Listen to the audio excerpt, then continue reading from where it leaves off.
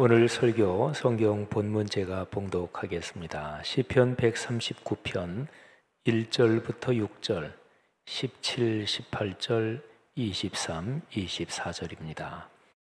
거룩하신 하나님의 말씀입니다. 여호와여, 주께서 나를 살펴보셨으므로 나를 아시나이다. 주께서 내가 앉고 일어섬을 아시고 멀리서도 나의 생각을 밝히 하시오며 나의 모든 길과 내가 눕는 것을 살펴보셨으므로 나의 모든 행위를 익히 하시오니 여호와여, 내 혀의 말을 알지 못하시는 것이 하나도 없으시니이다. 주께서 나의 앞뒤를 둘러싸시고 내게 안수하셨나이다.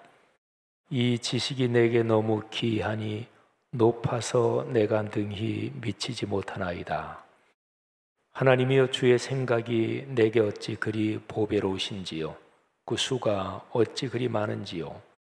내가 세려고 할지라도 그 수가 모래보다 많도소이다. 내가 깰 때에도 여전히 주와 함께 있나이다. 하나님이여, 나를 살피사 내 마음을 아시며 나를 시험하사 내 뜻을 아옵소서. 내게 무슨 악한 행위가 있나 보시고 나를 영원한 길로 인도하소서. 아멘. 너 자신을 알라. 아주 유명한 문장이죠. 보통은 히랍의 철학자 소크라테스의 말로 많이 알려진 문장입니다.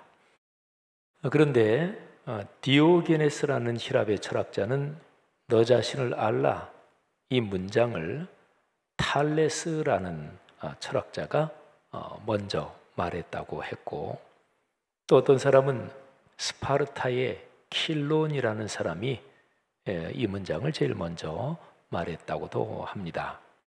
그런데 가장 인정받는 것으로는 이 문구가 델포이에 있는 아폴로 신전의 그 앞마당에 새겨져 있었다. 이게 이제 제일 신뢰받는 얘기입니다. 소크라테스가 살았던 시대는 아테네의 민주주의가 전체적으로 부패하고 무너져 가던 시기였습니다. 사람들의 윤리적인 타락이 극심했습니다. 소크라테스는 당시에 그런 사회적 혼란, 타락이 원인이 무지 때문이다, 사람들의 악덕이 무지 때문이라고 판단했습니다.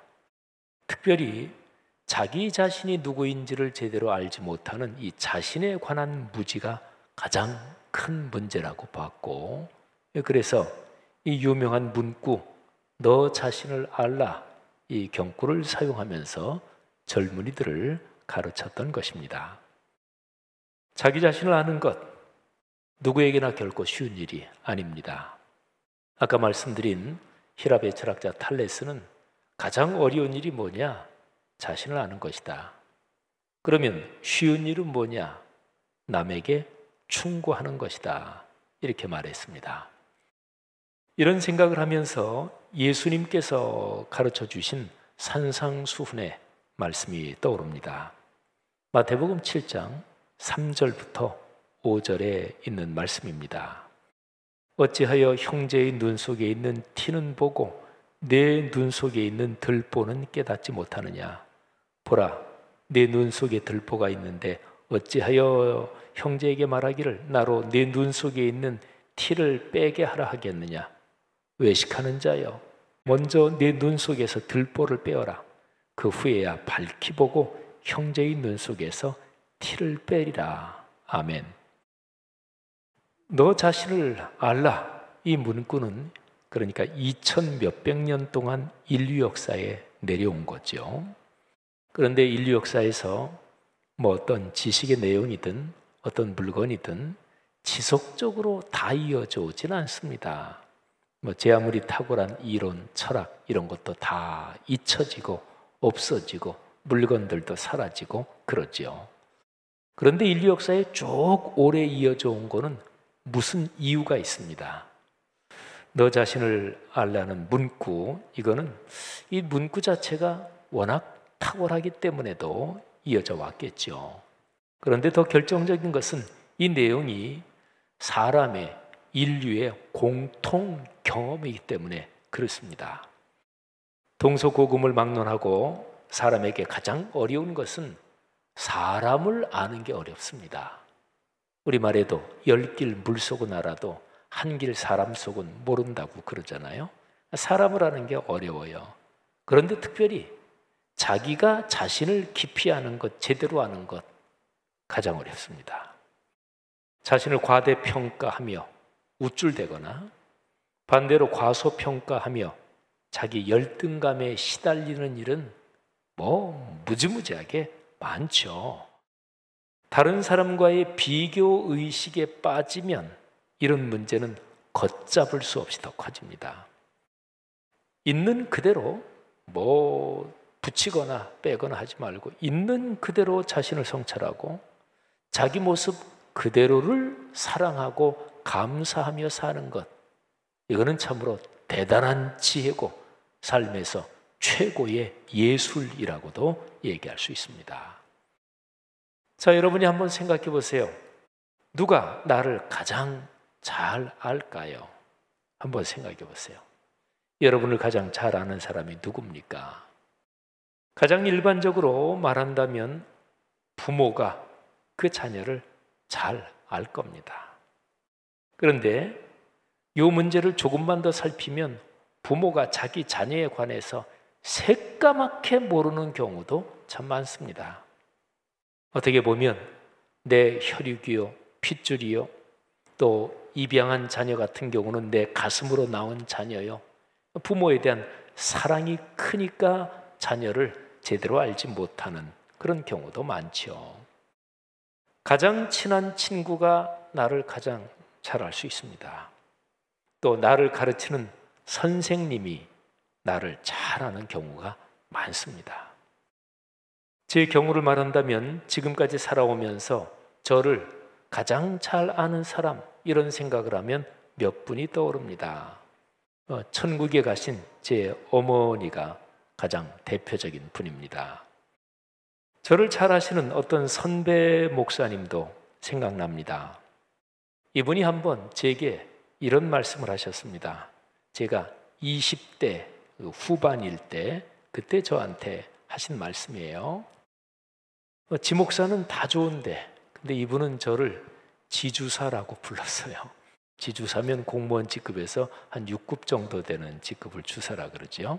제가 학생 때부터 저를 아신 분이라서 지주사는 다 좋은데 그런데 지주사가 중요하게 생각하는 문제에서 수틀리면 아주 강하게 뒤집어 버리지, 엎어 버리지, 이런 얘기를 하셨던 게 기억이 납니다. 참 저를 잘 알고 저를 참 많이 아껴주신 선배 목사님이십니다. 주님을 깊이 사랑하는 어느 시인이 이런 주제, 말하자면 나를 누가 가장 잘 아는지, 이 주제에 대해서 시를 썼습니다. 시의 제목은 나를 다 아십니다. 이게 제목입니다. 제가 낭독해 드리겠습니다. 주님께서 나를 샅샅이 살펴보셨으니 나를 훤히 알고 계십니다. 내가 앉아 있거나 서 있거나 주님께서는 다 아십니다. 멀리서도 내 생각을 다 알고 계십니다. 내가 길을 가거나 누워 있거나 주님께서는 다 살피고 계시니 내 모든 행실을 다 알고 계십니다. 내가 혀를 놀려 아무 말 하지 않아도 주님께서는 내가 하려는 말을 이미 다 알고 계십니다. 주님께서 나의 앞뒤를 두루 감싸주시고 내게 주님의 손을 얹어주셨습니다. 이 깨달음이 내게는 너무 놀랍고 너무 높아서 내가 감히 측량할 수조차 없습니다. 제가 낭독해드린 이 시는 시편 139편 1절부터 6절까지의 내용입니다. 하나님의 사람 다윗의 시요 또 노래입니다. 시편 139편은 참으로 놀라운 시입니다. 150개의 시편 중에서 여러분이 좋아하는 시편이 어떤 것인가요? 또 8월 한 달 시편 읽기 30일 챌린지 아침 저녁으로 시편을 낭독하시면서 이 시편 참 좋구나 이런 느낌도 받으셨을 것입니다. 150개의 시편 중에서 제가 참 좋아하는 몇 개의 시편 중에 이 139편이 들어갑니다. 이 시는 안의 내용을 네 덩어리로 나눌 수가 있고요. 그 다음에 두 개의 짤막한 결론이 있습니다. 근데 두 개의 결론 중에서 하나는 중간에, 그러니까 중간 결론이라고 할 수 있죠. 또 하나는 맨 마지막에 있습니다. 그리고 네 덩어리는 각각 덩어리마다 아주 뚜렷하게 한 가지 주제를 갖고 있습니다. 그래서 그 네 덩어리 각각을 하나의 시로 생각할 수 있고 거기에 제목을 붙일 수 있습니다. 자, 시편 139편을 그렇게 한번 나누어 보면 다음과 같습니다. 첫 번째 덩어리 1절부터 6절, 그걸 하나의 시로 본다면 제목을 나를 다 아십니다. 이거는 제가 이미 말씀드렸죠. 두 번째 덩어리 7절부터 12절, 제목은 내가 어디 가든지. 세 번째 13절부터 16절, 제목은 나를 지으셨습니다. 그리고 이어지는 두 절 17, 18절은 중간 결론입니다. 아주 감탄하고 감격하면서 중간 결론을 내립니다. 그리고 네 번째 덩어리가 이어집니다. 19절부터 22절, 내 삶의 기준. 그리고 최종 결론 마지막 두 절 23, 24절, 내 평생 소원. 그러니까 다윗의 평생 소원이 거기에 담겨 있습니다. 자, 다윗은 첫 번째 덩어리에서 모든 것을 알고 계신 하나님을 찬양하고 있습니다. 특히 자신을 자신보다 더 잘 알고 계시는 하나님을 생각하며 감동하고 있습니다. 여러분, 이것이 신앙에서 가장 기본적인 몇 가지 중 하나입니다. 한번 여러분 생각해 보세요. 다윗은 그러니까 이렇게 얘기하는 거예요. 내가 나를 아는 것보다 하나님께서 나를 더 잘 알고 계십니다. 이거를 여러분은 알고 계십니까? 이 사실을 인정하십니까? 이 사실을 체험해 보셨습니까? 하나님께서 나를 잘 알고 계시다는 이것을 깨달으면 하나님 앞에서 가식이 없어집니다. 그렇죠? 나보다 나를 더 잘 알고 계시니까 하나님 앞에서 숨긴다든지 뭐뭐 하는 척한다든지 그럴 수가 없잖아요. 가장 못난 내 모습까지 어차피 다 알고 계시니까 그냥 하나님 앞에 나갈 때는 가식적으로 꾸밀 수도 없고, 그래서 그냥 있는 모습 그대로 나갑니다. 있는 모습 그대로 나가면서 하나님을 깊이 만납니다. 그래서 거기서 은혜를 받고 복을 받고 삶의 변화가 일어나는 거죠. 자, 나의 모든 것을 다 알고 계시는 하나님, 전지하신 하나님, 모두 전자, 알지자, 전지하신 하나님. 이게 이제 첫 번째 덩어리에서 다윗이 고백한 내용인데, 자, 여기에서 다윗의 깨달음이 더 확장됩니다.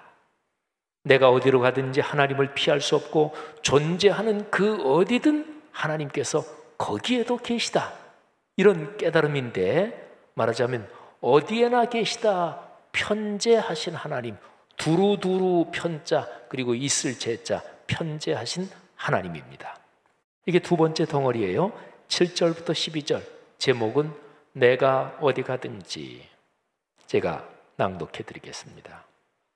내가 주의 영을 떠나 어디로 가며 주의 앞에서 어디로 피하리까? 내가 하늘에 올라갈지라도 거기 계시며 스올 지옥에 내 자리를 펼지라도 거기 계시니이다. 내가 새벽 날개를 치며 바다 끝에 가서 거주할지라도, 저는 특별히 지금 읽어드린 이 문장, 새벽 날개를 치며 바다 끝에 가서 거주한다, 이거를 읽을 때면 늘 김현승 시인의 가을의 기도, 그 내용이 생각납니다. 내가 새벽 날개를 치며 바다 끝에 가서 거주할지라도 거기서도 주의 손이 나를 인도하시며 주의 오른손이 나를 붙드시리이다. 내가 혹시 말하기를 흑암이 반드시 나를 덮고 나를 두른 빛은 밤이 되리라 할지라도 주에게서는 흑암이 숨기지 못하며 밤이 낮과 같이 비추이나니 주에게는 흑암과 빛이 같음이니이다. 아멘. 자, 근데 이러면 어디 숨을 데가 없습니다. 하나님의 눈앞에서, 하나님의 눈에서 숨을 수 있는 것은 아무것도 없습니다. 히브리서 4장 12, 13절 말씀의 가르침처럼 존재하는 모든 것은, 영적인 정신적인 영역까지 모든 것은 하나님 앞에서, 하나님의 거룩한 말씀 앞에서 벌거벗은 것 같이 드러납니다. 히브리서 말씀 들어보세요. 하나님의 말씀은 살아있고 활력이 있어 좌우에 날선 어떤 검보다도 예리하여 혼과 영과 및 관절과 골수를 찔러 쪼개기까지 하며 또 마음의 생각과 뜻을 판단하나니 지으신 것이 하나도 그 앞에 나타나지 않음이 없고 우리의 결산을 받으실 그분의 눈앞에 만물이 벌거벗은 것 같이 드러나느니라. 아멘. 자, 여러분, 사람은 어디 숨을 때 또는 나 혼자 편히 있을 곳이 있어야 정서적으로 안정됩니다. 어릴 적에 다락이 있던 집에서 사셨던 분들이 있을 거예요. 다락에 들어가면 참 편합니다. 아무도 나를 보지 않고 혼자 거기 있을 수 있으니 편한 거예요. 그런데 하나님 앞에서는 피할 데가 아무것도 없으니까 그러면 불안한 것인가요? 아닙니다. 내 모든 것을 다 알고 계신 하나님, 근데 이 상황에서 역설적으로 가장 안전하게 숨을 곳이 있습니다. 바로 하나님의 품입니다. 엄마 태중의 기억이 깊은 자의식, 무의식 속에 있기 때문에 사람이란 존재는 다락처럼 안전하고 숨겨진 곳을 찾는다, 이런 심리학자들 얘기도 있어요. 아이는 엄마 품이 가장 안전하고 그리고 숨을 곳이고 쉴 곳입니다. 깊이 사랑하는 두 사람은 서로의 품이 바로 그런 곳입니다. 시편을 보면 많이 나오는 표현이 있어요. 하나님이 나의 피할 곳이다, 숨을 곳이다. 하나님이 나를 보호하신다. 아까 우리 예진, 영진 두 자매가 부른 찬양도 바로 그런 가사잖아요. 자, 시편 18편 1절부터 3절 말씀을 한번 들어보십시오. 나의 힘이신 주님, 내가 주님을 사랑합니다. 주님은 나의 반석, 나의 요새, 나를 건지시는 분. 나의 하나님은 내가 피할 바위, 나의 방패, 나의 구원의 뿔, 나의 산성이십니다. 나의 찬양을 받으실 주님, 내가 주님께 부르짖습니다. 주님께서 나를 원수들에게서 건져 주실 것입니다. 아멘. 여러분, 여러분의 삶에서 안전하게 숨을 곳이 어디입니까? 편안하게 쉴 곳이 어디 있습니까? 힘들고 지치고 피곤한 삶의 여정에서 그곳에만 가면 모든 것을 잊고 쉬면서 다시 회복되는 곳이 여러분의 삶에서 어디입니까? 주님의 품, 주님을 만나는 곳, 곧 공예배와 말씀 묵상의 자리가 여러분에게 그런 곳이 되기를 주님의 이름으로 축복합니다. 전지하신 하나님, 첫 번째 덩어리, 편재하신 또는 무소부재하신, 어디고 그분이 안 계신 데가 없다, 무소부재죠. 이 두 덩어리 봤습니다. 다윗은 이런 하나님을 깨닫고 찬양하면서 이제 다윗의 깨달음은 근원을 향해서 깊어집니다. 창조의 하나님을 깨닫는 것입니다. 하나님의 창조를 생각할 때 이거는 능력이라는 단어와 연관이 있습니다. 여러분, 이 세상에서 가장 능력이 많은 사람은 여러 가지 못할 것이 없습니다. 그런데 세상에서 가장 능력이 많은 사람도 결코 하지 못하는 게 한 가지 있습니다. 그것이 바로 창조입니다. 인간의 과학과 기술 문명이 제 아무리 발전해도 본질적인 의미의 창조는 불가능합니다. 인간의 과학기술이 발전되는 거, 우리가 요즘 아주 놀라운 시대를 살아가고 있는데 우리를 놀라게 하는 게 뭔가요? AI, 아티피셜 인텔리전스, 인공지능 또는 사물 인터넷 또는 사람의 유전자 조작으로 뭐 이런저런 상상도 할 수 없는 일이 이게 현재 우리가 사는 세상에서 벌어지고 있잖아요. 그러나 기술 문명이 제 아무리 발전해도 절대 아무것도 없는 상태에서 유가 생기는 거, 그거는 인간으로서 할 수 없습니다. 삼위일체 하나님이 바로 그런 창조의 주권자십니다. 그러니까요, 하나님의 창조주 하나님을 얘기할 때는 그거는 전능하신 하나님, 바로 그 주제를 말하는 것입니다. 시편 139편 13절부터 16절 말씀이 그 주제를 담고 있는데 제목은 나를 지으셨습니다. 전능하신 하나님을 고백하는 다윗의 심정을 한번 느껴보십시오. 주님께서 내 장기를 창조하시고 내 모태에서 나를 짜 맞추셨습니다. 내가 이렇게 빚어진 것이 오묘하고 주님께서 하신 일이 놀라워 이 모든 일로 내가 주님께 감사를 드립니다. 내 영혼은 이 사실을 너무도 잘 압니다. 은밀한 곳에서 나를 지으셨고 땅속 깊은 곳 같은 저 모태에서 나를 조립하셨으니 내 뼈 하나하나도 주님 앞에서는 숨길 수 없습니다. 나의 형질이 갖추어지기도 전부터 주님께서는 나를 보고 계셨으며 나에게 정하여진 날들이 아직 시작되기도 전에 이미 주님의 책에 다 기록되었습니다. 아멘. 여러분 중에서 특히 몸이 약한 분들은 이 말씀을 더 꽉 붙잡으시기 바랍니다. 우리 기독교에서 신유, 치유의 은혜가 있죠. 그런데요, 신유, 치유의 은혜의 의료적인 도움도 거기에 들어갑니다.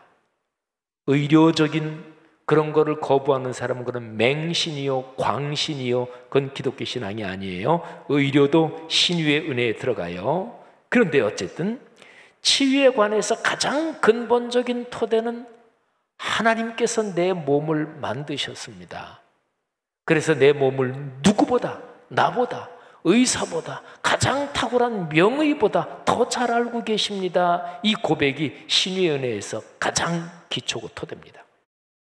내 몸에 보이는 것들과 보이지 않는 몸 안의 모든 것, 나의 정신과 영적인 작용까지 하나님께서 만드셨습니다. 그래서 그분이 가장 잘 아십니다. 이런 사실을 인정하고 깨닫고 주님을 신뢰할 때 그때 신유의 은혜가 작동이 됩니다. 하나로 긴밀하게 연결되어 있는 사람의 몸, 마음, 영혼은 떨어져 있지 않아요? 하나로 긴밀하게 연결되어 있는 이런 몸과 마음과 영혼이 전인적으로 건강해지는 토대가 바로 하나님이 나를 지으셨습니다. 이걸 인정하는 거예요. 여러분에게 이런 신유의 은혜가 충만하기를 주님의 이름으로 축복합니다. 자, 지금까지 우리는 시편 139편에서 세 덩어리를 살펴봤어요. 다윗은 하나님이 얼마나 놀라운 분인지, 그리고 그토록 놀라운 그 하나님이 나를 얼마나 사랑하고 계신지를 깨닫고 고백하며 찬양합니다. 세 가지는 전지하신 하나님, 편재하신 하나님, 또는 무소부재하신 하나님, 그리고 전능하신 하나님이지요.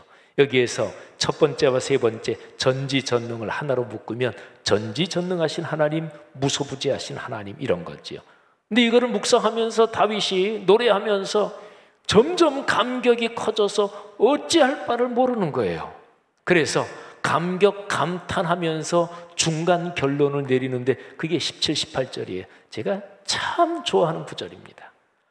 하나님이여, 주의 생각이 내게 어찌 그리 보배로우신지요. 그 수가 어찌 그리 많은지요. 내가 세려고 할지라도 그 수가 모래보다 많도소이다. 내가 깰 때에도 여전히 주와 함께 있나이다. 아멘. 여러분, 보통 어떤 사람이 얼마나 지혜로운지를 흔히 수로 표현합니다. 고수가 있고 하수가 있습니다. 수가 적은 사람이 많고 엄청나게 수가 많은 사람도 있습니다. 진짜로 지혜로운 사람이 가진 수는 저급한 사람이 헤아리지 못합니다. 바둑이나 장기의 고수, 고수는 다르죠. 히딩크 같은 축구 명감독이 괜히 명감독이 아닙니다. 그런데요, 하나님의 수가, 창조의 주권자이신 삼위일체 하나님의 수가, 그리고 모든 것을 알고 계시고 어디에나 계신 그 하나님의 수가 가장 많고 큽니다. 사람이 도무지 짐작조차 할 수 없습니다. 하나님을 신뢰하며 그분의 도움을 구하는 사람에게 하나님은 당신의 수를 통해서 은혜를 베풀어 주십니다. 하나님의 수를 구하십시오. 주님께 간구하십시오. 주님의 수가 여러분의 삶에서 아름답게 작동하기를 주의 이름으로 축복합니다. 자, 다윗은 이제 네 번째 덩어리로 넘어가는데 여기에서 아주 중요한 깨달음을 고백합니다. 지금까지 세 덩어리의 깨달음을 통해서 다윗은 전지전능하시며 무소부재하신 하나님을 찬양했죠. 다윗은 이제 네 번째 덩어리에서 그런 하나님의 손을 꼭 잡고 삶의 여정을 걸어가는데 반드시 필요한 조건, 그 조건이 뭐냐? 이거를 깨닫습니다. 19절부터 22절이에요. 제목은 내 삶의 기준. 내용이 뭐냐면 죄악과 거짓에 대한 태도. 그게 이제 여기 나와요. 들어보시죠. 하나님이여, 주께서 반드시 악인을 죽이시리이다. 피 흘리기를 즐기는 자들아 나를 떠날지어다. 그들이 주를 대하여 악하게 말하며 주의 원수들이 주의 이름으로 헛되이 맹세하나이다. 여호와여, 내가 주를 미워하는 자들을 미워하지 아니하오며 주를 치러 일어나는 자들을 미워하지 아니하나이까. 내가 그들을 심히 미워하니 그들은 나의 원수들이니이다. 아멘. 교회와 그리스도인은 죄악과 거짓에 대하여 입장을 정리해야 합니다. 그러니까 요즘 하도 카톡, 유튜브 등등을 통해서 가짜 뉴스들이 얼마나 많은지 몰라요. 그러니까 그리스도인이 그런데 조심해야 되는 게, 기본적으로 그리스도인은 가짜, 거짓말, 여기에 대해서 경각심을 가져야 돼요. 왜 저는 카톡으로 들어온 어떤 거든 또는 유튜브 어떤 거든 저는 보고 그냥 믿지 않습니다. 그리고 다른 사람의 페이스북에 저는 댓글을 거의 달지 않습니다. 왜요? 페이스북 친구 있으면 내가 아는 목사님, 그런데 그분이 어떤 글을 올렸다. 근데 입장이 이쪽이냐 저쪽이냐 이런 거 올렸을 때 아는 목사님이니까, 또 그분을 잘 알 경우에는 아유 목사님 좋은 말씀 하셨네요 댓글 달 수도 있잖아요. 근데 그분 입장이 다 맞는 건 아니잖아요. 사랑하신 여러분, 그리스도인은 죄악과 거짓에 대하여 입장이 분명해야 합니다. 그렇지 않으면 하나님의 손을 놓칩니다. 하나님의 복을 넉넉하게 누리지 못합니다. 죄와 악과 거짓은 워낙 교묘해서 나도 모르게 내 안으로 스며들고 급기야는 하나님을 멀리 떠나게 만듭니다. 어느 날 아침에 눈을 떠보니 하나님이 내 삶에 없습니다. 여러분, 제가 지금 말씀드린 이 문장은 교회를 멀리하고 그리고 예배 드리지 않고 오랫동안 하나님을 떠나 살고 신나게 이래도 잘 산다, 그러다가 어느 날 아침에 눈을 떠서 내가 예수 믿는 사람인데 내 삶에 하나님이 없구나, 이 얘기를 하는 게 아니에요. 교회 다니고 주일 성수하고 교회에서 물질적으로 봉사도 하고 또 장로, 권사, 집사 이런 직분을 받아서 열심히 봉사도 하고 목사로 목회도 하고 그러던 사람이 어느 날 아침에 눈을 떠서 갑자기 깨달음이 오는데 내 삶에 하나님이 없구나, 이 얘기를 제가 지금 하고 있는 거예요. 그럴 수 있어요. 모든 죄악의 뿌리는 거짓과 속임입니다. 그것들은 실체가 없는 것, 말하자면 헛된 것입니다. 사람들이 거짓과 속임수를 사용해서 죄를 저지르는 가장 큰 이유는 더 큰 부자가 되고 싶은, 말하자면 물질을 더 많이 끌어안고 싶은 이런 욕망이 제일 많죠. 그래서 잠언 30장 7, 8절에 보면 하나님의 사람 아굴이라는 하나님의 사람은 자기의 평생에 두 가지 소원이 있습니다. 이 두 가지 기도 제목이 있습니다. 이렇게 얘기합니다. 들어보세요. 내가 두 가지를 주께 구하여 싸우니 내가 죽기 전에 내게 거절하지 마시옵소서. 곧 헛된 것과 거짓말을 내게서 멀리 하옵시며 나를 가난하게도 마옵시고 부하게도 마옵시고 오직 필요한 양식으로 나를 먹이시옵소서. 아멘. 시편 139편에서 다윗은 네 가지의 깨달음을 고백하며 찬양합니다. 자, 그리고 두 가지의 짧은 결론에 감격합니다. 자, 우리는 지금까지 네 가지의 깨달음을 받고, 그리고 두 가지 결론 중에서 중간 결론은 이미 봤어요. 자, 이제 남은 것은 최종 결론입니다. 139편의 맨 마지막 두 절, 23, 24절입니다. 들어보십시오. 하나님이여, 나를 살피사 내 마음을 아시며 나를 시험하사 내 뜻을 아옵소서. 내게 무슨 악한 행위가 있나 보시고 나를 영원한 길로 인도하소서. 아멘. 끝이 좋아야 좋은 것입니다. 독일어 속담에 엔데 굿, 알레스 굿, 끝이 좋으면 좋다, 이런 표현도 그런 거예요. 마지막에 웃는 사람이 진짜 승자입니다. 이 세상에서 제 아무리 잘 먹고 잘 살아도 영원한 멸망에 이르면 헛것입니다. 육신을 갖고 삶의 여정을 걸으면서 깊은 만족과 넉넉한 행복을 누리며 사람으로서의 품위와 그리스도인으로서의 고결한 자존감을 갖고 사는 것이 복입니다. 이렇게 사는 삶이 영원한 생명의 나라까지 이르는 것, 이것이 참으로 큰 복입니다. 이런 복이 여러분 모두에게 넉넉하기를 축복합니다. 그런데 이 길을 멋지게 성공적으로 걷기 위한 조건이 있어요. 지금 최종 결론 23, 24절에 그 조건이 나와요. 자기 성찰입니다. 참 중요한 일이죠. 자기 성찰이 없는 사람은 결코 사람다움의 아름다움을 누릴 수 없습니다. 일반적으로 말하면 자기 성찰을 하는 사람, 그 사람이 가장 고결하고 품이 있는 사람이에요. 그런데 신앙적으로 말하면 자기 성찰의 깊이가 다릅니다. 시편 139편의 최종 결론처럼 하나님께서 나를 살펴주시는 것, 이것이 가장 깊고 성숙한 자기 성찰입니다. 구체적으로 말하면 날마다 하나님의 말씀을 묵상하면서 거룩한 말씀이 나를 살피게 하는 거지요. 우리가 말씀을 내가 읽잖아요. 내가 묵상하잖아요. 그런데 말씀 묵상의 본령은 가장 깊은 것은 내가 말씀을 읽고 묵상하지만은 그러나 깊이 들어가면서 하나님의 말씀이 나를 읽는 거예요. 이게 말씀 묵상의 축복이에요.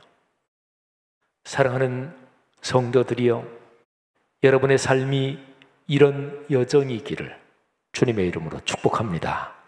시편 읽기 30일 챌린지를 통해서 받은 은혜가 여러분이 사시는 내내 여러분의 가정, 가문 대대로 흐르기를 주님의 이름으로 축복합니다. 자, 우리 들은 말씀 가슴에 끌어안고 고백하고 결단하는 찬양하겠습니다. 이 찬양은 시편 139편의 맨 마지막 두 절 최종 결론이 아주 참 잘 담겨 있고, 아니 시편 139편 전체의 내용이 담겨 있다고도 볼 수 있습니다. 나의 모든 행실을 주여 기억 마시고 바른 길로 인도하소서.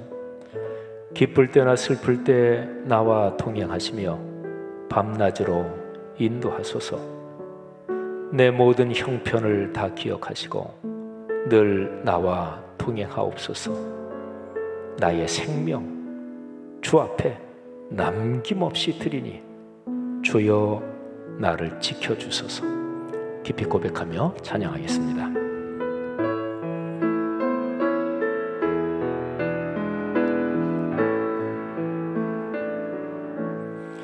나의 모든 행실을 주여 기억 마시고 바른 길로 인도하소서.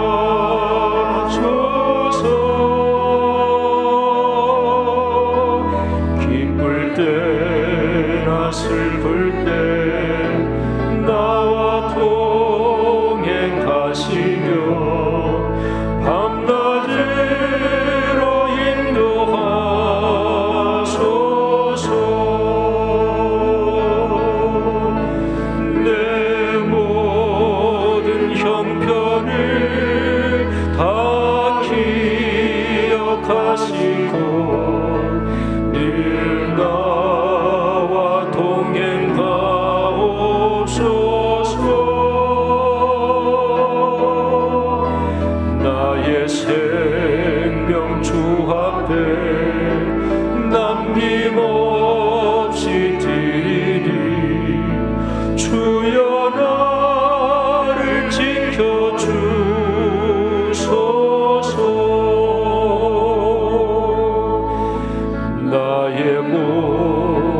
실수를 주여 용서하시고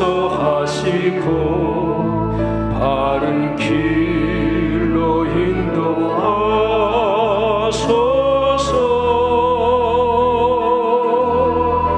주의 크신 사랑과 하늘나라 영광을 나도 전파하게 하소서.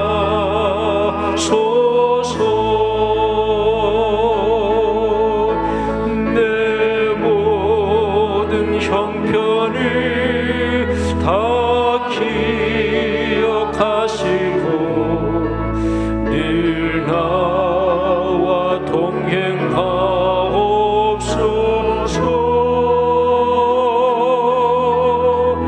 나의 생명 주 앞에 남김없이 드리니 주여 나를 지켜주소서.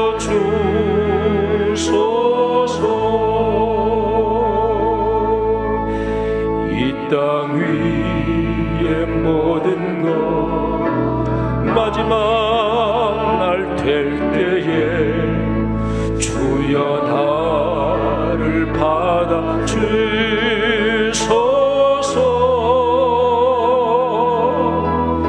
주의 얼굴 대할 때 귀한 상급 주시고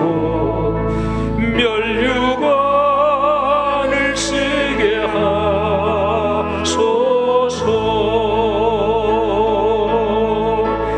내 모든 형편을 다 기억하시고 늘 나와 동행하옵소서.